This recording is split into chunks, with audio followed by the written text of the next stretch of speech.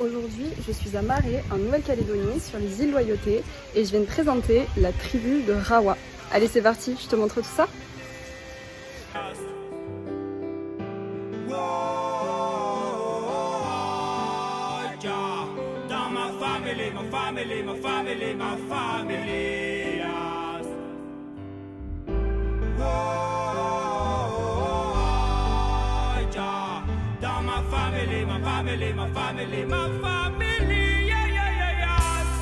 Maré fait partie de l'ère coutumière Nengone qui désigne à la fois l'île, ses habitants et la langue kanak parlée ici, qui est aussi appelée le Maré. Cette île comprend 8 districts et 29 tribus. Aujourd'hui, je t'emmène au cœur d'une de ces tribus que j'ai eu la chance d'intégrer, la tribu de Rawa. C'est dans la famille de Zélie et Hervé que j'ai été accueillie. Le destin a fait que nos chemins se sont croisés à Nouméa et m'a emmenée jusqu'à chez eux. Je le mentionne ici car j'ai eu plusieurs fois la question, mais cette tribu ne fait pas d'accueil de touristes comme on peut en trouver parfois. Ici, j'ai été invitée en tant qu'amie. Mais alors, que signifie Rawa ? C'est ça, Rawa, c'est la terre.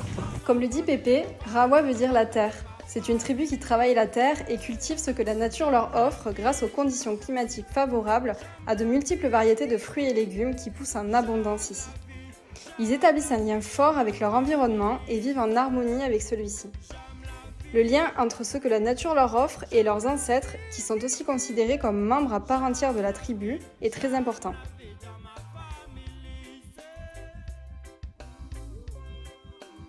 Les membres de la famille qui vivent ici l'année ne travaillent pas pour la plupart. Ils vivent de leurs récoltes et construisent eux-mêmes leur maison sur leur terrain familial. D'autres travaillent de temps en temps à Nouméa de manière à payer certaines factures ou autres et pouvoir s'installer plus tard définitivement au pays de Nengone. La vie est paisible ici, pas de stress et la joie de vivre y règne. On vit l'instant présent. Ouais. Adenoa, il a dans ça va, c'est bon. Super, Il y a plein de promenades. c'est génial. Oui, voilà. On voit un peu comment notre façon de travailler la terre. Et voilà. Des fois, c'est lui qui vient puis m'aider un peu. Venez avec eux. Comme ça, on va accompagner.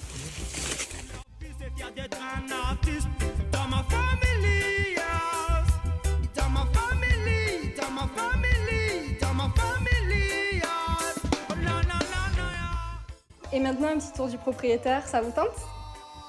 Donc sur l'immense terrain familial, il y a plusieurs petites maisons qui sont construites et qui sont en fait les chambres où chacun dort. Ici, c'est la maison de Zélie et Hervé, mes amis qui m'ont invité ici. Hervé, c'est l'aîné. Donc c'est lui qui a en charge la famille et qui décide des principales actions à faire. Bien sûr, Pépé a encore son mot à dire. Ici, c'est l'espace où tous les enfants dorment. Et voilà ma chambre, juste à côté. À droite, c'est la chambre de Zélie et Hervé. Et derrière, juste là, c'est la chambre de Pépé. Derrière ce bâtiment, il y a aussi une case qui n'est pas utilisée ni occupée et un cabanon où sont stockés les congélateurs ainsi qu'une petite chambre aménagée par un voisin qui fait partie de la famille. Juste là, un peu plus loin, ce sont les toilettes et les douches. Et juste ici, derrière, c'est la maison des garçons. Tous les jeunes dorment dans ces chambres. Là, on arrive au garage auto. Non, je rigole. Mais dès qu'il y a de la mécanique à faire, c'est ici qu'on vient. Enfin, plutôt que les garçons viennent. Car les tâches sont assez clairement réparties. Les garçons font tout ce qui est mécanique, jardinage, bricolage. Et les femmes sont plutôt attelées au ménage et à la cuisine.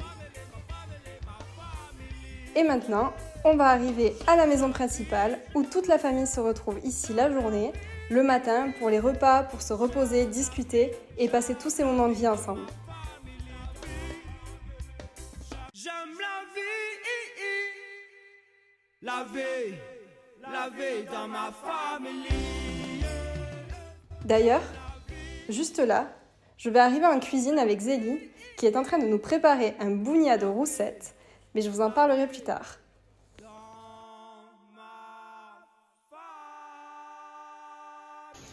Voilà pour ce qui est de la tribu de Rawa, alors je te retrouve très vite pour un prochain épisode de Destination ailleurs, dimanche prochain. À bientôt, ciao!